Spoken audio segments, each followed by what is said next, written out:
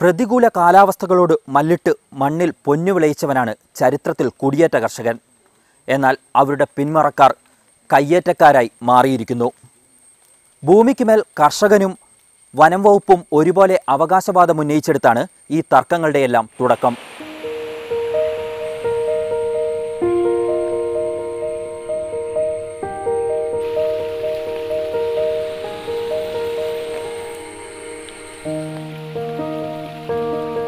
മലയോരത്തെ കർഷകർ നേരിടുന്ന പ്രതിസന്ധിക്ക് കാരണം പ്രധാനമായും രണ്ടാണ്.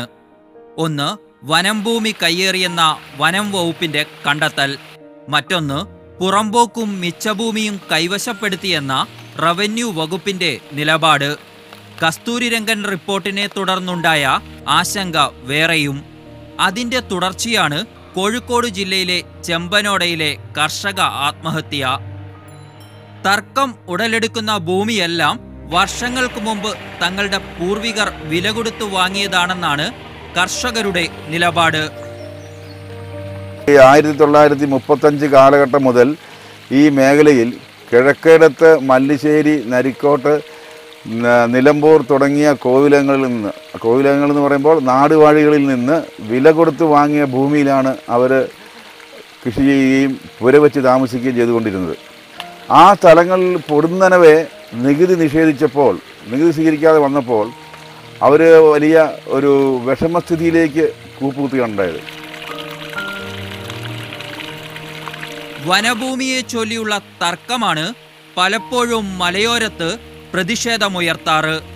എന്നാൽ കുടിയേറ്റത്തിനൊപ്പം കയ്യേറ്റവും യാഥാർത്ഥ്യമാണെന്ന് വിവിധ സർവേ റിപ്പോർട്ടുകൾ തെളിവായി ഉദ്ധരിച്ച് സർക്കാർ വകുപ്പുകൾ പറയുന്നു. വനം വകുപ്പിന്റെ കണക്ക് പ്രകാരം 1977 ജനുവരി 1 ശേഷം കോഴിക്കോട് ജില്ലയിൽ മാത്രം കയ്യേറ്റത്തിലൂടെ അന്യാധീനപ്പെട്ടത് 75 ഹെക്ടർ വനഭൂമിയാണ്. ഇതിൽ പെരുവണ്ണാമൊഴി റേഞ്ചിൽ 60 ഹെക്ടറും താമരശ്ശേരി റേഞ്ചിൽ 15 ഹെക്ടറിലധികവും സ്ഥലം കയ്യേറിയതായി വനം വകുപ്പ് വ്യക്തമാക്കുന്നു. ഈ ഭൂമി ജണ്ടകെട്ടി സംരക്ഷിക്കാൻ വനം വകുപ്പ് നടപടി സ്വീകരിച്ചതോടെ മലയോര കർഷകൻ തെരുവിലേക്കെത്തി. അതുവരെ നികുതി അടച്ചിരുന്നതും കൃഷി ചെയ്ത് കായ്ഫലം എടുത്തിരുന്നതുമായ ഭൂമിയിൽ കയറാൻ പോലും ആകാത്ത സ്ഥിതി. കോഴിക്കോട് ജില്ലയിലെ കൂരാച്ചുണ്ടിൽ 2002 മുതൽ തുടങ്ങിയതാണ് കർഷകരും വനം വകുപ്പും തമ്മിലുള്ള പോര്. വനം ഭൂമി കയ്യേറിയിരിക്കുന്നുവെന്ന വനം വകുപ്പ് റേഞ്ച് ഓഫീസറുടെ നോട്ടീസോടെ വില്ലേജ് ഓഫീസർമാർ നികുതി സ്വീകരിക്കുന്നത് നിർത്തി. കർഷകർ ജണ്ട പൊളിക്കും, വനം വകുപ്പ് കേസെടുക്കും. ഇതൊക്കെ കാലാകാലങ്ങളിൽ അരങ്ങേറി.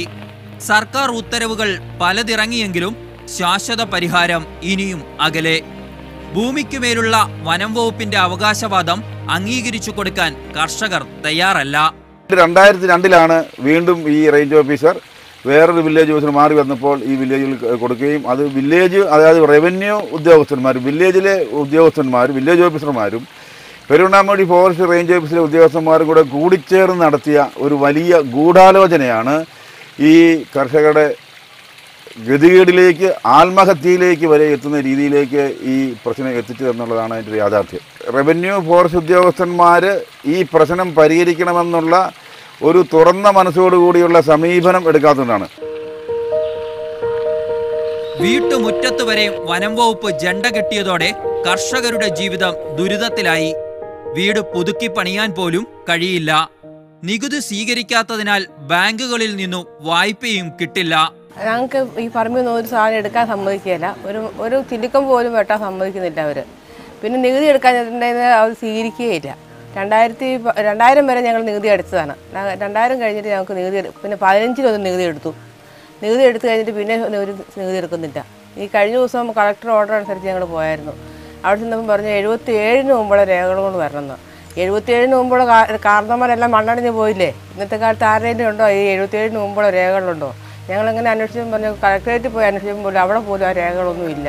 അപ്പോൾ ഞങ്ങൾ ഇനി അതിനെ നികുതി എടുക്കാൻ ഞങ്ങൾക്ക് വേണ്ടിയിട്ട് എന്താ ചെയ്യേണ്ടത് ഞങ്ങൾക്ക് അറിയത്തില്ല എന്നാ ചെയ്യേണ്ടതെന്ന്. ഞങ്ങളെപ്പോലുള്ള പാവങ്ങൾക്ക് ഒരു പെര മുഴുവൻ ഇതിപ്പോൾ ഇന്നോ നാളെയെന്ന് പറഞ്ഞാൽ ഇടിഞ്ഞ് വീഴും. മഴ വരുമ്പോൾ ഞങ്ങൾ പേടിച്ചായി പെരക്കാതെ കിടക്കുന്നത്. ഞങ്ങൾക്ക് ജാസൻ്റെ ഒരു വീതം കിട്ടുന്നത് ആകെ ഒരേക്കർ സ്ഥലമാണ് ഉള്ളത്. അതിൻ്റെ അകത്തുനിന്ന് അവർ ഈ ജണ്ട കെട്ടിയേക്കുന്നത് ഒത്തിരി ഏറെങ്കിൽ നമുക്ക് കുറച്ചൊക്കെ കളയാൻ നോക്കാം. ഇത് ആകെ ഒരേക്കർ സ്ഥലത്തിനകത്ത് നമ്മൾ ഈ അവർക്ക് കൊടുക്കാൻ പറഞ്ഞാൽ എന്നാ മക്കൾക്ക് എന്തെങ്കിലും വേണ്ട നമുക്ക് കൊടുക്കാൻ വേണ്ടിയിട്ട്. ഞങ്ങൾക്ക് നീതി എടുത്തില്ലെങ്കിൽ ചെമ്പനോട് സംഭവിച്ച പോലെയാണ് ഞങ്ങളുടെ അതിൻ്റെതായ പരിഹാരം ഞങ്ങൾ ചെയ്യും. അതാണ് ഞങ്ങളുടെ അടുത്ത തീരുമാനം. 70 മുതലുള്ള ആധാരവും രേഖകളും കൈവശമുണ്ടായിട്ടും കയ്യേറ്റക്കാരുടെ പട്ടികയിൽ ഉൾപ്പെടുത്തിയതായും കർഷകർ ആരോപിക്കുന്നു. 70 മുതലുള്ള ആധാരമാണ് ഞങ്ങളുടെ ഇരിക്കുന്നത്. അതിനു മുമ്പ് അതിൻ്റെ അടിയാധാരം വേറെയുണ്ട്, അത് മറ്റൊരാളുടെ പേരില്ല. ഈ 70 മുതൽ 4 കൂപ്പ് കൃഷികൾ ഞാനിവിടെ ചെയ്തു കഴിഞ്ഞു. ആദ്യം കൊടി ഉണ്ടായിരുന്നു, ആ കൊടി പോയി കഴിഞ്ഞപ്പോൾ കമുക് വെച്ചു, കമുക് വെച്ചിട്ട് അത് പോയപ്പോൾ തെങ്ങ് വെച്ചു. ഇപ്പം തെങ്ങും റബ്ബറുമാണ് ഇതിനകത്തുള്ളത്. ഈ ലാസ്റ്റാണ് റബ്ബർ വെച്ചത്. ഇത്രയും ഇപ്പം വെട്ടി തീരാനായ റബ്ബറാണ് നിൽക്കുന്നത്. ഈ അവസ്ഥയിൽ ഞങ്ങളുടെ കൃഷി സ്ഥലത്ത് ഒരു കൃഷി ചെയ്യാൻ പറ്റാത്ത അവസ്ഥയിലാണ്. ഇത്രയും കാലം ഞങ്ങൾ ചെയ്തുകൊണ്ടിരുന്ന ഈ ഭൂമിയിൽ ഞങ്ങൾക്ക് സ്വാതന്ത്ര്യം ഇല്ലാണ്ടായി. വില്ലേജിൽ ചെന്നാൽ അവർക്കൊന്നും അറിയില്ല. അവർക്ക് ഇതിനെന്തുകൊണ്ടാണ് ഇതിന് നികുതി എടുക്കാത്തത്, അത് ഫോറസ്റ്റുമാരോട് ചോദിക്കണം. ഫോറസ്റ്റുമാരാണ് പറയുന്നത്. ഫോറസ്റ്റുമാരാണോ അവിടെ അന്തിമ തീരുമാനം എടുക്കുന്നത്? ഞങ്ങൾക്കൊന്ന് അറിഞ്ഞാൽ കൊള്ളാം.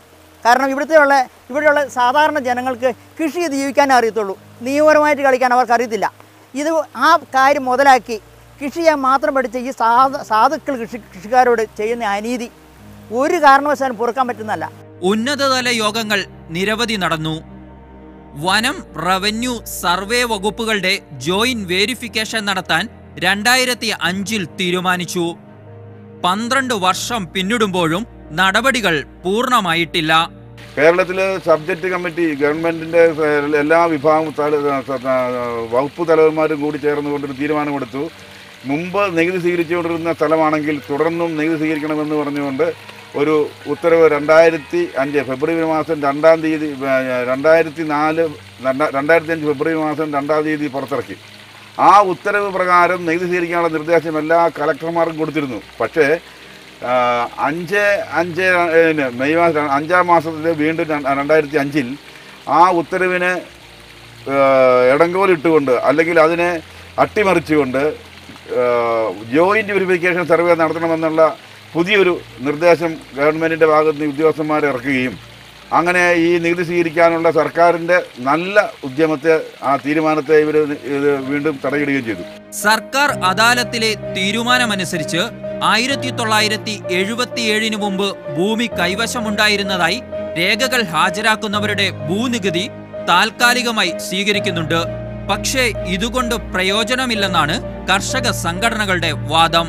ഈ ഭൂമി വീട്ടിൽ കുട്ടികളുടെ വിദ്യാഭ്യാസത്തിനോ അതുപോലെ വിവാഹമോ അതുപോലെയുള്ള ഏതെങ്കിലും ഒരു അടിയന്തര ആവശ്യത്തിന് ബാങ്കുകളിൽ പണയം വെച്ച് ഒരു ലോൺ എടുക്കാൻ പോലും അവർക്ക് ലോൺ പോലും കിട്ടാത്ത നീതിച്ചിട്ടില്ലാത്തതുകൊണ്ട് ആ സ്ഥിതി വിശേഷം വന്നു.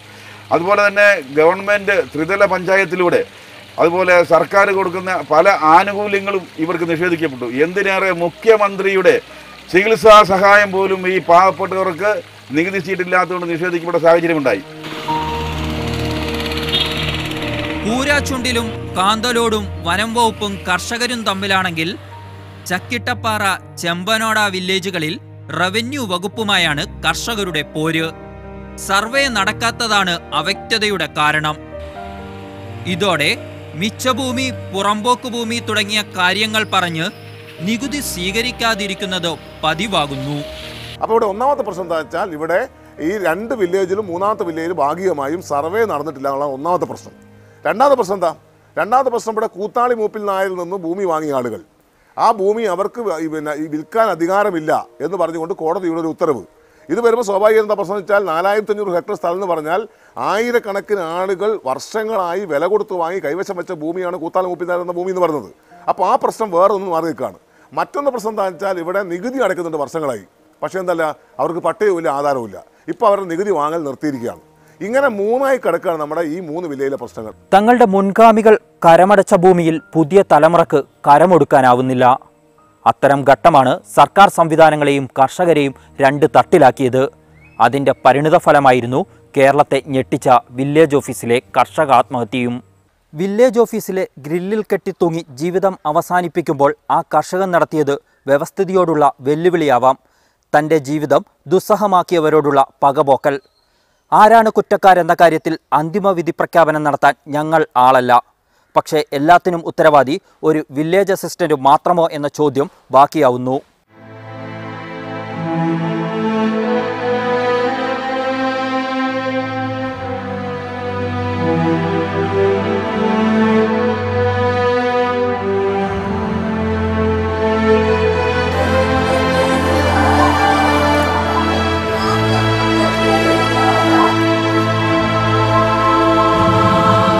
പടികൾ കയറിയിറങ്ങി മടുത്തിട്ടായിരുന്നു ജോയി എന്ന കർഷകൻ്റെ ജീവത്യാഗം.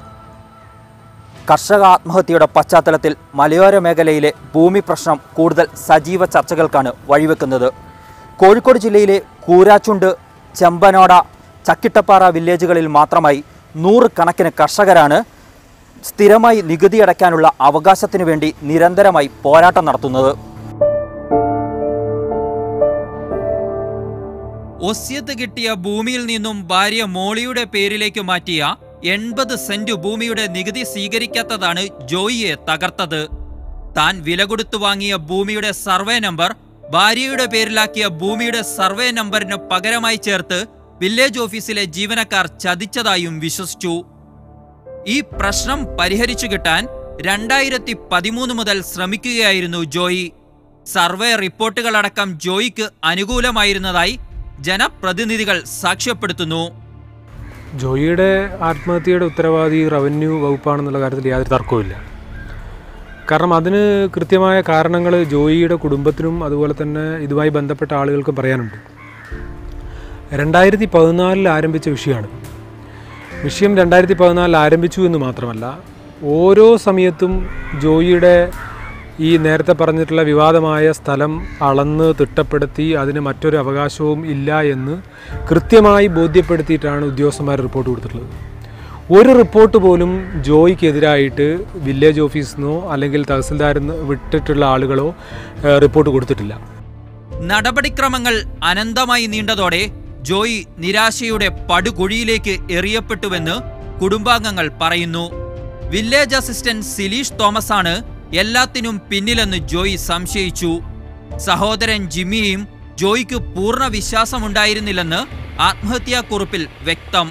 ജോയി ഒരു വല്ലാത്തൊരു മാനസികാവസ്ഥയിലെത്തി. അവരുടെ അടുത്ത് പോയിട്ട് വരുമ്പോൾ വല്ലാത്തൊരു മാനസികാവസ്ഥയിലെത്തിയായിരുന്നു. അവസാനമൊക്കെ ആയപ്പോഴത്തേക്കിനും അവർ അന്ന് ചെല്ലുമ്പോഴും പിന്നെയും ഒരാഴ്ച കഴിഞ്ഞ് ഒരു മാസം കഴിഞ്ഞ് ഈ പറച്ചിൽ തന്നെയായിരുന്നു.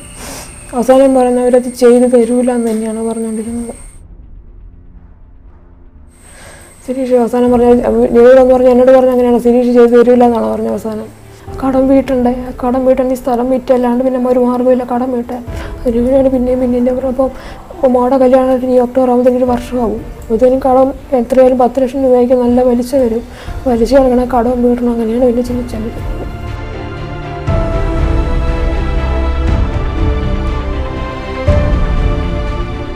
ആധാരം ആദ്യത്തെ ആധാരം കാണാണ്ടോ, അപ്പോൾ ആധാരം ഞങ്ങൾക്കത് തറവാട്ടിൽ നിന്ന് കിട്ടിയിട്ടില്ല. അപ്പോൾ അതാണൊരു പ്രശ്നം മാത്രമേ ഉള്ളൂ. ആ ആധാരം അവനെയാണ് ഏൽപ്പിച്ചു കൊടുത്തത്. അപ്പോൾ അവനത് തിരിച്ചു തന്നിട്ടില്ല. അവനതെടുത്ത് മാറ്റിയെന്നാണ് ജോയി പറഞ്ഞത്. അല്ലാണ്ട് കുടുംബ പ്രശ്നം അങ്ങനത്തെ ഒരു പ്രശ്നവുമില്ല.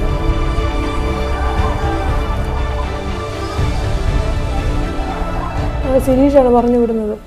മാറ്റിയാൽ വേറെ ശരിക്കും ഒറിജിനൽ ആധാരം കിട്ടുമല്ലോ, അങ്ങനെയാണ് എൻ്റെ പേരോട് പിന്നെ മാറ്റുന്നത്. തന്റെ മരണം കൊണ്ട് എല്ലാത്തിനും പരിഹാരമുണ്ടാകുമെന്ന് ജോയി പറഞ്ഞിരുന്നതായി മകൾ അഞ്ജുവും പറയുന്നു. 3 വർഷത്തോളമായി ചാച്ചി ഇതിനു വേണ്ടി നടക്കാൻ തുടങ്ങിയിട്ട്. ഒരിടയ്ക്ക് മാത്രം, ഒരു പ്രാവശ്യം മാത്രം എൻ്റെ കാര്യങ്ങൾ എന്നോട് പറഞ്ഞിട്ടുള്ളൂ. ഞാൻ എത്ര പോയിട്ട് ശരിയാവുന്നില്ല, കയറി ഇറങ്ങി മടുത്തു എന്നുള്ള കാര്യം പറഞ്ഞു. അന്ന് ചാച്ചനോട് പറഞ്ഞു ഞാൻ ഇവിടെ തന്നെ തീരണം, എന്നാലും ഇത് ശരിയാവുള്ളൂ എന്നുള്ള രീതിയിൽ അന്ന് എന്നോട് സംസാരിച്ചത്. ആ മനുഷ്യൻ മരിച്ചു കഴിഞ്ഞ് 24 മണിക്കൂറിൻ്റെ ഉള്ളിൽ ആ കാര്യം ശരിയായി. ഞങ്ങൾക്ക് അതിൻ്റെ നികുതി അടയ്ക്കാൻ പറ്റി. പിന്നെ ഇതിലൊരു പ്രശ്നമില്ല എന്നുള്ള കാര്യം മനസ്സിലായി. പിന്നെ ഇതിൻ്റെ പുറകിലൊരു മനുഷ്യൻ കളിച്ചതായിരിക്കണമല്ലോ, അതുകൊണ്ടായിരിക്കുമല്ലോ ഈ ഒരു നികുതി അടയ്ക്കാൻ പറ്റാത്തതും ഇത്രയും പ്രശ്നങ്ങൾ ഈ മനുഷ്യനെ കൊണ്ട് ഇത്രയും ഈ ഒരു കാര്യത്തിന് വേണ്ടി ഇവിടം വരെ എത്തിച്ചത് അതിനു വേണ്ടിയാണല്ലോ. ജോയിയുടെ കുടുംബത്തിന്റെ കൈവശം മിച്ചഭൂമി ഉണ്ടെന്നായിരുന്നു പരാതി. എന്നാൽ പരാതി സംശയാസ്പദമാണെന്ന് ജനപ്രതിനിധികളും ഒരു വിഭാഗം കർഷക സംഘടനകളും ചൂണ്ടിക്കാണിക്കുന്നു.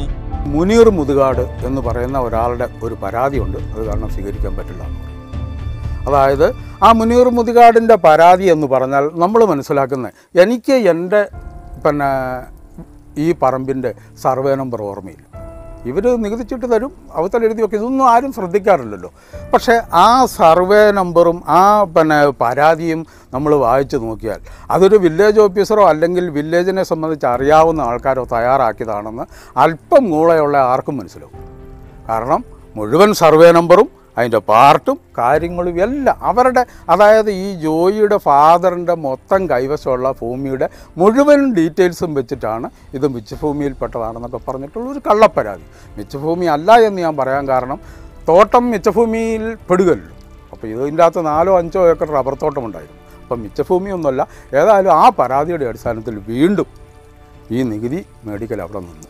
ഇദ്ദേഹത്തിൻ്റെ കരമെടുക്കാതിരിക്കാൻ ആ വില്ലേജിലെ ജീവനക്കാർ തന്നെ ഇത്തരം ചില പരാതി മാഫിയയെ ബന്ധപ്പെടുത്തിക്കൊണ്ട് പരാതി കൊടുപ്പിച്ച് എന്താണ് അദ്ദേഹത്തിന് കിട്ടേണ്ട നീതി തടസ്സപ്പെടുത്തി എന്നുള്ളതാണ് ഏറ്റവും പ്രധാനപ്പെട്ട കാര്യം. അതായത് ഇതിനകത്ത് പുറത്ത് പരാതിക്കാരനില്ല. ഇതിപ്പോൾ ഏറ്റവും പ്രധാനപ്പെട്ട സംഗതി എന്താണെന്ന് വെച്ചാൽ വിജയൻ എന്ന് പറയുന്ന ഒരാൾ പരാതിക്കാരനായിട്ട് പരാതി താലൂക്ക് ഓഫീസിലെത്തി. വിജയൻ ഗൾഫിലാണ്. വിജയൻ CPM-ന്റെ ബ്രാഞ്ച് സെക്രട്ടറി ആയിരുന്നു. വിജയനെ ഗൾഫിൽ നിന്ന് കൊണ്ടപ്പെട്ടു. വിജയൻ അങ്ങനെ സംഭവം അറിയുന്നില്ല. എന്നാൽ പരാതിക്കാരനായ മുനീർ മുതുകാട് തന്റെ നിലപാടിൽ ഉറച്ചു നിൽക്കുന്നു. ജോയിയുടെയും സഹോദരങ്ങളുടെയും കൈവശം 20 ഏക്കറോളം ഭൂമിയുണ്ടെന്നും അതിൽ മിച്ചഭൂമി ഉൾപ്പെട്ടിട്ടുണ്ടെന്നും രേഖകളിൽ നിന്ന് വ്യക്തമാണെന്ന് മുനീർ പറയുന്നു. വിവിധ ഡോക്യുമെന്റ് പ്രകാരം എൻ്റെ അടുത്തുള്ള ഡോക്യുമെന്റ് ഒക്കെ എൻ്റെ കൈവശമുണ്ട്. ഈ ഡോക്യുമെന്റ് പ്രകാരം ഇന്ന വർഷത്തിലെ ഇന്ന ഡോക്യുമെന്റ് നമ്പർ വെച്ചിട്ട് ഇന്ന ഡോക്യുമെന്റ് പ്രകാരം ഇത്ര ഏക്കർ ഭൂമി, അങ്ങനെ 19ഓളം ഏക്കർ ഭൂമി ഈ കുടുംബത്തിൻ്റെ കൈവശത്തിലുണ്ട് എന്നും അതുകൂടാതെ മറ്റ് ഭൂമികളും 20 ഏക്കറോളം വരുന്ന മിച്ചഭൂമിയിൽ നിന്നുള്ള 80 സെൻറ്റിനാണ് ഇയാൾ കരടക്കാൻ വേണ്ടി അവകാശവാദം ഉന്നയിച്ചത്. ജോയിയുടെ മരണത്തിൽ വില്ലേജ് അസിസ്റ്റന്റ് സിലീഷ് തോമസിനെതിരെ ആത്മഹത്യാ പ്രേരണാ കുറ്റം ചുമത്തിയ പോലീസ് ജോയിയുടെ സഹോദരൻ ജിമ്മിയെ കേന്ദ്രീകരിച്ചും അന്വേഷണം നടത്തുന്നുണ്ട്. സിലീഷിനെതിരായ ആരോപണങ്ങൾ എത്രത്തോളം വസ്തുതാപരമാണെന്ന സംശയവും നാട്ടുകാർ ഉയർത്തുന്നു. ചെമ്പനോടയിലെ കർഷകരുടെ ഭൂമി പ്രശ്നങ്ങൾ ഒരു ജോയിയിൽ മാത്രം ഒതുങ്ങുന്നതല്ല. പല കാരണങ്ങളാൽ ഭൂനികുതി അടയ്ക്കാൻ സാധിക്കാത്ത നിരവധി കർഷകരുണ്ടിവിടെ. ഈ കർഷക പ്രതിസന്ധിയുടെ ആഴങ്ങളിലേക്ക് പോയാൽ അഴിയുന്തോറും മുറുകുന്ന കുരുക്കുകൾ കാണാനാവും. സർക്കാർ ഉത്തരവ് മുതൽ ഹൈക്കോടതി വിധികൾ വരെ കർഷകരെ വട്ടം ചുറ്റിക്കുന്നുവെന്നാണ് അവരുടെ വാദം. അനുകൂലമായ സാഹചര്യം മുതലാക്കി സർക്കാർ ഭൂമി വൻതോതിൽ കയ്യേറിയവരും കുടിയേറ്റക്കാരുടെ ലേബലിലുണ്ട്. അത്തരം കയ്യേറ്റക്കാരെ ഒഴിവാക്കി യഥാർത്ഥ കർഷകർക്ക് ഭൂമിക്കുമേൽ അവകാശം നൽകാനാകുമോ എന്നാണ് സർക്കാർ പരിശോധിക്കേണ്ടത്. ഏക്കർ കണക്കിന് ഭൂമി അന്യാധീനപ്പെട്ടതായി റവന്യൂ വകുപ്പ് പറയുന്ന ചക്കിട്ടപ്പാറ പഞ്ചായത്ത് മാത്രം എടുത്താൽ ഇത്തരം നിരവധി വൻകിട കയ്യേറ്റങ്ങൾ കാണാനാവും. ഈ ഒരു സാഹചര്യം മുതലെടുത്തുകൊണ്ട് നിരവധി ഉദ്യോഗസ്ഥന്മാർ നടത്തിയിട്ടുള്ള ക്രമക്കേടുകൾ എന്താണെന്ന് യഥാർത്ഥത്തിൽ ഈ വില്ലേജുകളിലെ രേഖകൾ പരിശോധിച്ചാൽ ഓരോരുത്തരുടെയും ഭൂമി അവരുടേതായി വന്നത് എങ്ങനെയാണ്, വലിയ പാറക്കെട്ടുകൾ, ഏക്കർ കണക്കിലുള്ള വലിയ പാറക്കെട്ടുകൾ എങ്ങനെ സ്വകാര്യ വ്യക്തിയുടെ ഭൂമിയായി മാറി, ഇതിനെക്കുറിച്ചൊക്കെ ഒരു സമഗ്ര അന്വേഷണം ഈ സന്ദർഭത്തിൽ അനിവാര്യമാണെന്നാണ് എനിക്ക് തോന്നുന്നത്. ജില്ലയിൽ ഏറ്റവും കൂടുതൽ ഭൂരഹിതരുള്ള സ്ഥലത്താണ് വൻകിടക്കാർ ഭൂമി അനധികൃതമായി കൈവശം വെച്ചിരിക്കുന്നത്. കോഴിക്കോട് ജില്ലയിലെ ഭൂരഹിതരെ വിളിച്ചു ചേർത്തപ്പോൾ ഏറ്റവും ഭൂമി കിട്ടാത്ത ആളുകൾ ഭൂരഹിതരുള്ളത് ചെമ്പനോടെയായിരുന്നു. അപ്പോഴാണ് ആ പ്രദേശത്തെ പറ്റി നമ്മൾ പാർട്ടി അന്വേഷിച്ചപ്പോൾ ഒരുപാട് ഭൂമി കയ്യേറിയിട്ടുണ്ട് എന്നും അത് ഈ കയ്യേറ്റത്തിന് നികുതി സ്വീകരിക്കാത്ത ചില വിഷയങ്ങളുണ്ട്. എന്നാൽ കൃത്യമായ കൈവശ രേഖയുള്ളവർക്ക് നികുതി അടച്ചും കൊടുത്തിട്ടുണ്ട്. ഇതാണ് അവിടെ ഉണ്ടായത്. ചെമ്പനോട വില്ലേജിൽ കടന്ത്രപ്പുഴയുടെ തീരത്ത് ഒരു വ്യക്തി മാത്രം 8 ഏക്കർ ഭൂമി കയ്യേറിയതായാണ് റവന്യൂ വകുപ്പിന്റെ കണക്ക്. വൻകിട കയ്യേറ്റങ്ങൾ ഒഴിപ്പിക്കുന്നതിൽ വകുപ്പിന് നിസ്സംഗതയാണെന്നും ആക്ഷേപമുണ്ട്. ഒരാൾ നിന്നാൽ കാണാൻ പറ്റാത്ത അത്രയും ഉയരത്തിൽ വലിയ മതിൽ കെട്ടി തിരിച്ച് പുഴ ഏതാണ് സ്ഥലം ഏതാണ് എന്ന് തിരിയാത്ത രീതിയിലേക്കുള്ള ഒരു മതിൽ തിരിച്ച് ആ സ്ഥലം കയ്യേറിയിരിക്കുകയാണ്. സാധാരണ കർഷകർ പുഴ പുറമ്പോക്ക് കയ്യേറിയെന്ന വാദത്തിന് രേഖകളുടെ പിൻബലമില്ലെന്നാണ് കർഷക സംഘടനകളുടെ നിലപാട്. എനിക്ക് എൻ്റെ പിതാവിൽ നിന്ന് അല്ലെങ്കിൽ എൻ്റെ വല്യപ്പനിൽ നിന്ന് കിട്ടിയ പരമ്പരാഗതമായി കിട്ടിപ്പോരുന്ന ആ സ്ഥലത്തിൻ്റെ അതിർത്തി പറയുന്നത് പുഴയാണ്. അപ്പോൾ പിന്നെ അവിടെ പുറം പോക്കെന്ന് പറഞ്ഞാൽ ഒരു 10 മീറ്റർ പോലും പുഴയിൽ നിന്ന് ഇങ്ങോട്ടില്ലാതെയാണ് ദേഹണ്ണങ്ങളുള്ളത്. കായ്ക്കുന്ന 10, 60, 65 വർഷമായ തെങ്ങും കമുങ്ങും അതുപോലത്തെ മരങ്ങളും റബ്ബർത്തോട്ടും ഉണ്ട്. അപ്പോൾ പിന്നെ അവിടെ എവിടെയാ പുറമ്പോക്ക്? സമഗ്രമായ സർവേ നടത്തി ഭൂമിയുടെ അതിരുകൾ നിശ്ചയിക്കുക എന്നതു മാത്രമാണ് പ്രശ്നത്തിനുള്ള പരിഹാരം. കുടിയേറ്റക്കാരനെയും കയ്യേറ്റക്കാരനെയും വേർതിരിക്കുകയും വേണം. ഇല്ലെങ്കിൽ ഉദ്യോഗസ്ഥരും ജനങ്ങളും തമ്മിലുള്ള പോര് തുടരും.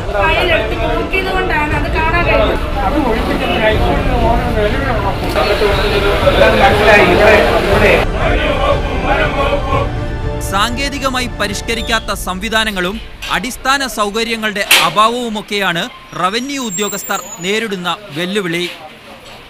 കോഴിക്കോട് ജില്ലയിൽ തന്നെ 4 താലൂക്കുകളായി 118 വില്ലേജ് ഓഫീസിൽ കേവലം 16 വില്ലേജുകളിൽ മാത്രമാണ് റീസർവേ പൂർത്തീകരിച്ചുള്ളൂ. 1930 കാലഘട്ടത്തിലെ ബ്രിട്ടീഷുകാർ തയ്യാറാക്കിയ രേഖയാണ് ഒട്ടുമുക്ക വില്ലേജ് ഓഫീസുകളും കൈകാര്യം ചെയ്തുകൊണ്ടിരിക്കുന്നത്. അതുതന്നെ ചെതലരിച്ച് മഴവെള്ളം വീണ് നശിച്ചുകൊണ്ടിരിക്കുന്ന സാഹചര്യമാണ്. ഇപ്പോൾ സർട്ടിഫിക്കറ്റുകൾ മാത്രമാണ് ആധുനികവൽക്കരണം നടത്തി, കമ്പ്യൂട്ടറൈസേഷൻ നടത്തിയിട്ടുള്ളൂ.